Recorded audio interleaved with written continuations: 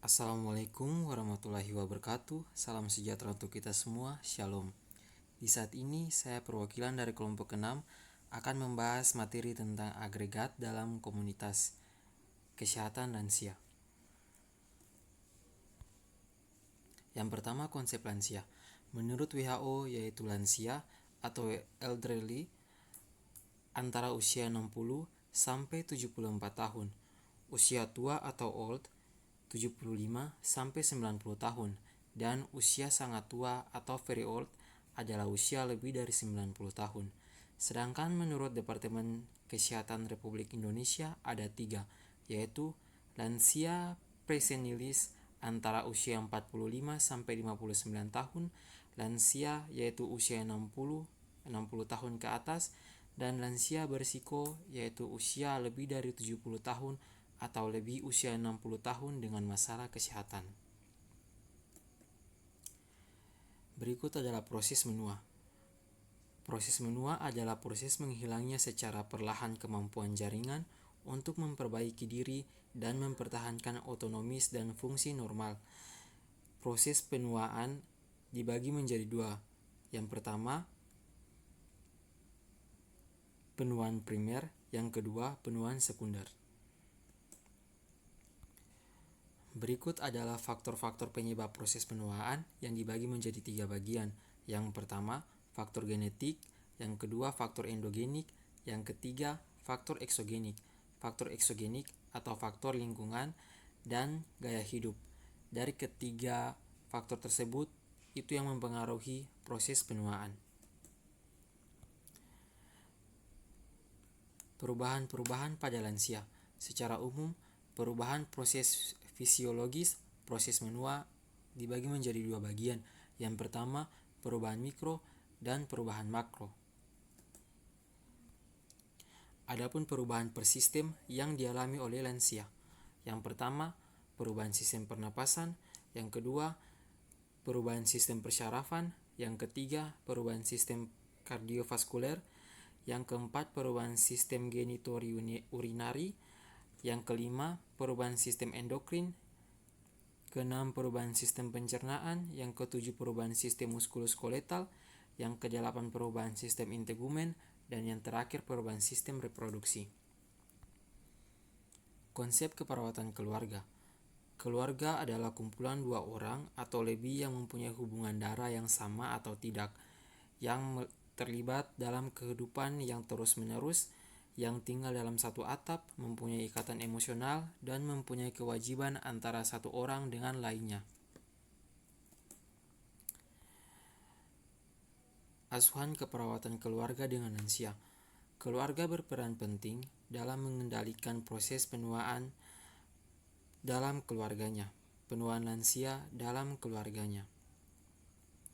Keluarga dapat menggantikan peran perawat untuk meningkatkan kualitas hidup lansia dalam keluarganya.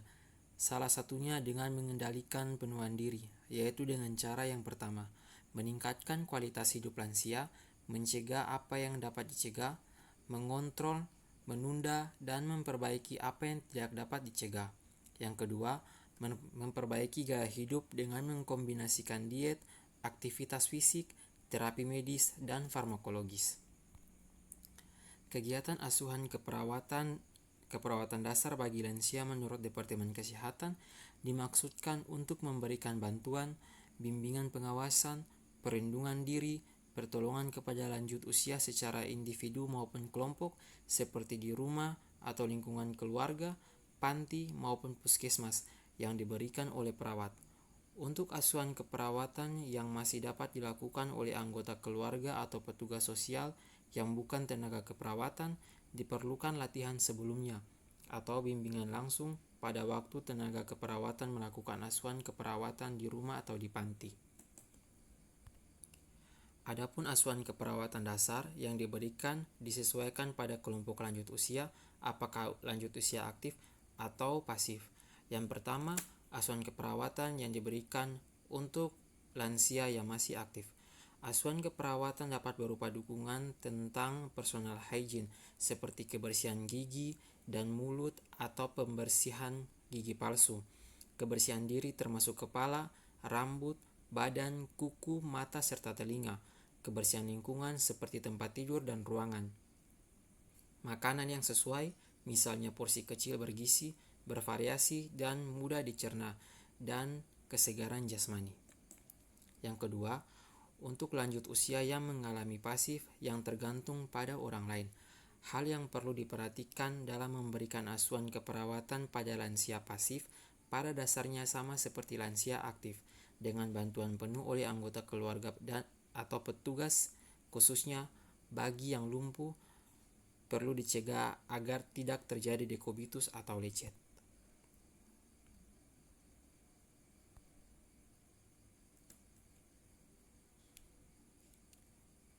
Berikut ada pendekatan keluarga dalam perawatan lanjut usia yang terbagi menjadi 4 bagian.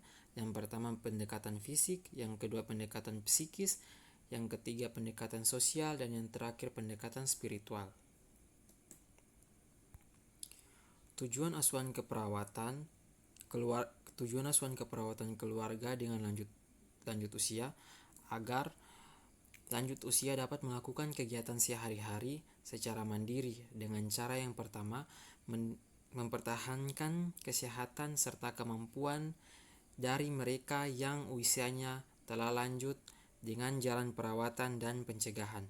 Yang kedua, membantu pertahankan serta membesarkan daya hidup atau semangat hidup klien lanjut usia atau life support. Yang ketiga, menolong dan merawat klien lanjut usia yang menderita penyakit atau gangguan baik kronis maupun akut.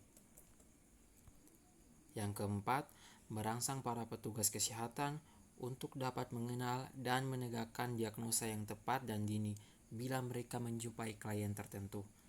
Yang terakhir, mencari upaya semaksimal mungkin agar para klien lanjut usia yang menderita suatu penyakit masih dapat mempertahankan kebebasannya maksimal tanpa perlu pertolongan atau memelihara kemandirian secara maksimal.